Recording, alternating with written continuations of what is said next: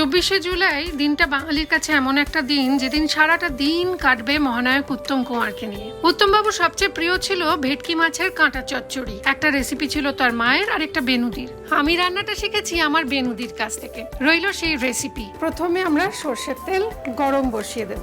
গরম তেলের মধ্যে আমরা থেঁতো করা রসুন দিয়ে দেবো, পেঁয়াজ কুচি, টমেটো কুচি, আরও একটু রসুন কুচি, মুড়োগুলো এবার দিয়ে দেবো।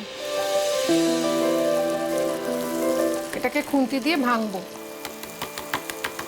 হলুদ গুঁড়ো, পাকা লঙ্কা বাটা, ভেজে রাখা আলুর টুকরো, ভাজা বেগুন, কয়েকটা কাঁচা লঙ্কা,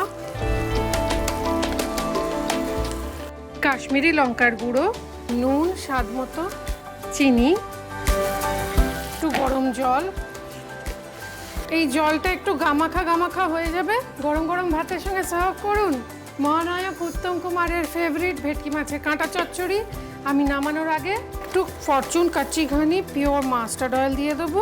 ব্যাস, দ্যাটস অল। এরকম আরও দারুণ দারুণ রেসিপি দেখতে হলে আপনারা অবশ্যই আমার ইউটিউব চ্যানেল সাবস্ক্রাইব করুন, লাইক করুন, শেয়ার করুন এবং অবশ্যই বেল বা নোটিফিকেশন বাটনটা প্রেস করতে ভুলবেন না।